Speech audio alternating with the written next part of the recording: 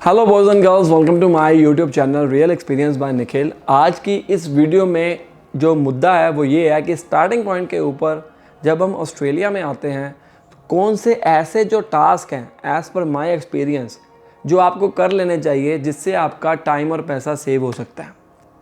चाहे आप student visa के ऊपर आ रहे हो या आ रहे हो PR लेकर, ठीक है। तो मतलब कहने का ये है कि स्टार्टिंग पॉइंट के ऊपर जब आप आओगे, मुझे नहीं लगता कि आपकी आते ही पहले ही दिन नौकरी लग जाएगी। बहुत कम चांसेस हैं, मतलब 1% चांसेस हैं। कईयों के साथ हुआ भी है जो प्रोफेशनल हैं, उन्होंने ऑनलाइन जॉब अप्लाई कर दी लिंक्डइन के ज़रिए। आप भी कर सकते हैं। आने से पहले उनके पास 10 से 15 साल का एक्सपीरियंस था। मेरे पास एक सब्सक्राइबर का कॉल भी आया कि मुझे आपकी वीडियो से हेल्प मिली और इसके चलते मैंने लिंक्डइन के ऊपर आने से पहले से ही, मतलब IT का था, तो मैंने जॉब अप्लाई कर दी और मेरी लग गई। मतलब ऐसा बहुत कम चांसेस होते हैं। अदरवाइज़ चांसेस यही है कि भाई अभी जॉब नहीं लगेगी बिकॉज हमारे पास ना कोई एक्सपीरियंस है, ना हमें कोई जानता है। अगर आपका कोई रेफरेंस होगा वो बात अलग है, लेकिन जनरली हम देखें कि हमें क्या कर लेना चाहिए। देखो, आप जब आए हो फर्स्ट डे, सुबह आए हो, रेस्ट कर लो, कोई दिक्कत नहीं है। मैं तो कहता हूँ रेस्ट भी ना करो, अगर कर ले हो नो प्रॉब्लम। सबसे पहले प्रायोरिटी आपने देनी है यहाँ पर ड्राइविंग लाइसेंस को, क्योंकि कई जॉब्स में वो पूछते हैं मेरे भाई कि do you have Australian driving licence, full Australian driving licence. अब जिन लोगों के पास पहले से लाइसेंस बना हुआ है, इंडिया से लोग आ रहे हैं या किसी भी कंट्री से आ रहे हैं, तो वो तो यहाँ पर आकर कन्वर्ट करवा सकते हैं। अभी और साउथ ऑस्ट्रेलिया का तो मुझे पता है, आप सर्विस ऐसे में जाओ, वहाँ पर जाकर बात करो, सर्विस ऐसे सर्च कर लेना और उनको कहो I want to convert my overseas driving licence to Australian driving licence. तो आपको वो सारा प्रोसीजर बता देंगे। मेरी एक अलग वीडियो बनी हुई है वहाँ पर, वो आप चेक कर लेना चाहें। हम इस मुद्दे को ज़्यादा नहीं खींचेंगे।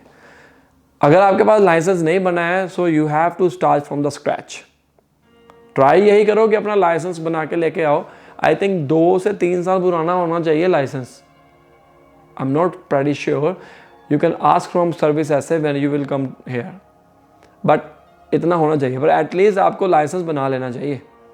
इंडियन जितनी देर तक आपके पास परमानेंट रेजिडेंसी नहीं है तो आप वैसे गाड़ी चला सकते हो इंडियन ड्राइविंग लाइसेंस के ऊपर या ओवरसीज़ के ऊपर। चेक कर लेना एक बार, ठीक है, अभी रूल चेंज ना हो गए हो।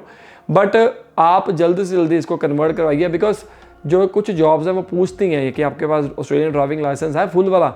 अगर नहीं है तो वो जॉब तो आपके हाथ से निकल गई। इसको थोड़ा सा टाइम लगेगा।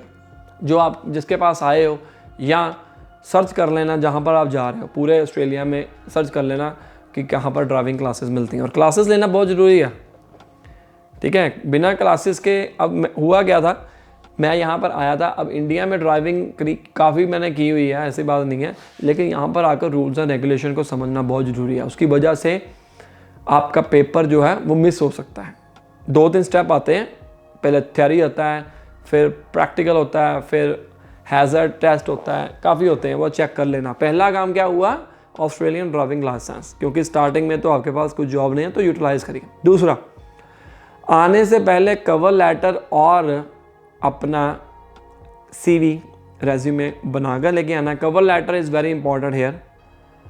मैं इंडिया में था, मैंने कवर लेटर नहीं बनाई थी, लेकिन यहाँ पर आकर मुझे बनानी पड़ी, छोटी छोटी हैं।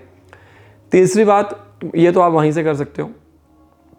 मैंने क्या किया था, मैंने फ़ोटो स्टेट करवा कर ना काफ़ी रिज्यूमे ले आया था वहाँ से, इंडिया से, क्योंकि यहाँ पर मुझे नया नया था, पता नहीं था कि कहाँ करवाएंगे, कितने पैसे लगेंगे। आपके जहाँ आप रहते हो वहाँ से कितनी दूरी के ऊपर आप भी लेके आ सकते हो 5-6 अपने रिज्यूमे, योर चॉइस। लेकिन यहाँ पर ऑफिस वर्क्स है। अब ये नहीं पता कि वो आपके घर से कितनी दूर है, मतलब लाइक आपके पास पब्लिक ट्रांसपोर्टेशन है या नहीं है। सो आप के मार्ट नहीं, शायद ऑफिस वर्क्स जा सकते हो, वहाँ पर आप प्रिंट आउट निकाल सकते हो, लेकिन मैं वहीं से लेके आया था। चौथा आ जाता है आपके पास proof of age, I think था कुछ ऐसे ही, प्रूफ ऑफ एज मैंने बना लिया था। उसके पॉइंट मिलते हैं। एक्चुअली में ये चीज़ें बहुत ज़रूरी हैं। रीज़न पता क्या है, जब आप कोई अप्लाई करते हो कोई जॉब, या आप रेंट के ऊपर रहने के लिए अप्लाई करते हो घर, तो वहाँ पर आपको 100 पॉइंट ID शो करने पड़ते हैं। 100 पॉइंट आईडी में काफ़ी सारे डॉक्यूमेंट्स आते हैं, वो आप गूगल पे सर्च कर लेना, आपको सारी चीज़ें पता लग जाएंगी। उसमें से हमारा पासपोर्ट भी आता है, debit card, credit card. Debit card credit card से याद आया, जो आपका नेक्स्ट टास्क है वो है अकाउंट ओपन करवाना। किसी भी बैंक में चले जाओ, ये ज़रूरी नहीं है कि ये वाला बैंक पर्टिकुलर जाना है या उसमें नहीं खुलवाना है, ऐसा कुछ नहीं है। किसी भी बैंक में जा सकते हो, ओपन करवा लो और डेबिट कार्ड अप्लाई कर दो। मेरे हिसाब से प्रूफ ऑफ एज कार्ड जब आपने बनाना है तो आप उसके लिए आपको डेबिट कार्ड भी चाहिए। यहाँ पर ज़्यादातर जो चीज़ें चलती हैं वो चलती कैशलेस, मोबाइल फ़ोन के थ्रू, एप्पल पे के थ्रू, ख़त्म कहानी। कैश बहुत कम लोग यूज़ करते हैं लेकिन बहुत कम, वो ईजी रहता है। तो driving licence, Australian driving licence, अपना अकाउंट खुलवाओ, रिज्यूमे वगैरह पढ़ लेके आओ, एक और चीज़ मैंने बताई थी वो कर लो। एंड इसके साथ साथ आपने TFN प्लस ABN अप्लाई कर देना है। अब ABN कौन यूज़ करता है? ABN means Australian business number. यहाँ पर दो तरह के जॉब कर सकते हो आप, TFN के ऊपर टैक्स फाइल नंबर या ABN के ऊपर ऑस्ट्रेलियन बिजनेस नंबर के ऊपर। TFN का मतलब क्या है? जब आप किसी के अंडर जॉब करते हो और वो आपकी सैलरी TFN के ऊपर पे कर रहा है, आपका जो सैलरी आएगा वो टैक्स काट कर आपके हाथ में आएगा और इसके साथ साथ में सुपर भी वो पे कर सकता है। सुपर क्या होता है? जैसे इंडिया में PPF है ना, उसी तरह यहाँ पर सुपर है, बुढ़ापा पेंशन जिसको कह देते हैं हम, कि जब आप रिटायर होने वाले होगे या रिटायर हो जाओगे then you can utilise super money. तो जैसे मानो TFN के ऊपर बात करते हैं, $700 आपको मिला, 700 के ऊपर जितना मान लो $50 टैक्स पड़ गया, आपके हाथ में 650 आएगा।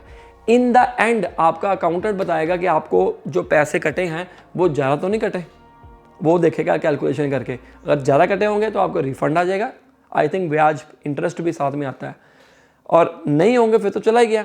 और जो सुपर होता है कुछ परसेंटेज होती है वो सुपर में चले जाते हैं, उसको आप निकाल नहीं सकते हो, कुछ सर्कमस्टांसेस हैं उसके ऊपर निकाल सकते हो। ये तो हो गया TFN के ऊपर। लेकिन कई लोग क्या कहते हैं, सब कॉन्ट्रैक्टर होते हैं। TFN के अंदर मेरे हिसाब से इंश्योरेंस भी होती है, और ज़्यादातर लोग जो होते हैं वो जॉब अगर करते हैं TFN के ऊपर ही करते हैं। उसका रीज़न मैं बताता हूँ। अब ABN की बात करते हैं। ABN के लिए क्या होता है कि ये आपका सब कॉन्ट्रैक्टर, आपका अपना बिजनेस है, बंदा ABN के ऊपर डाल देगा।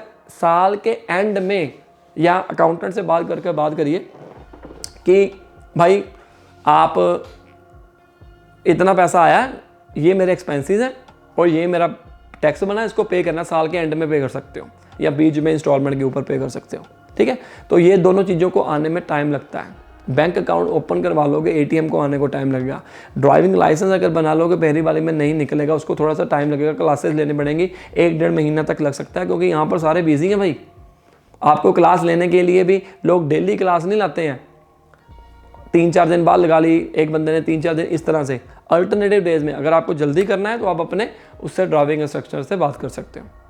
ठीक है, तो इसके साथ साथ एंड में जाकर अब लोग TFN के ऊपर कम क्यों देते हैं जॉब? क्योंकि उनको इंश्योरेंस भी पे करनी पड़ती है, जो मालिक होता है उसको इंश्योरेंस पे करनी है। लेकिन ABN के ऊपर ऐसा होता नहीं है, वो डिपेंड करता है सिचुएशन के ऊपर।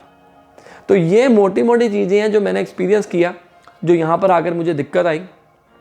और यहाँ पर आकर आपने ये नहीं है कि भाई हर जगह के ऊपर जॉब अप्लाई कर दो, जो आपकी प्रोफाइल की बनी भी नहीं हुई है, जिसका आपके पास एक्सपीरियंस है भी नहीं, वो भी अप्लाई कर दो, फिर डीमोटिवेट हो जाओगे। मैंने क्या किया, शुरू के अंदर जहाँ देखा जॉब डाल दी भाई, 100-150 जॉब डाल दी, और बाद में मुझे कॉल एक भी नहीं आई। तब मुझे पता चला धीरे धीरे कि यार ये प्रोफाइल तो मेरे मैच बनती नहीं है, तो मैं उसके ऊपर अप्लाई करूँगा तो ऑब्वियस ही बात है मुझे आएगा ही नहीं रिप्लाई। तो ये कुछ चीज़ें हैं जो यहाँ पर आकर फर्स्ट टाइम के ऊपर जितनी जल्दी कर लोगे उतना आपको बेनिफिट हो सकता है। All the best.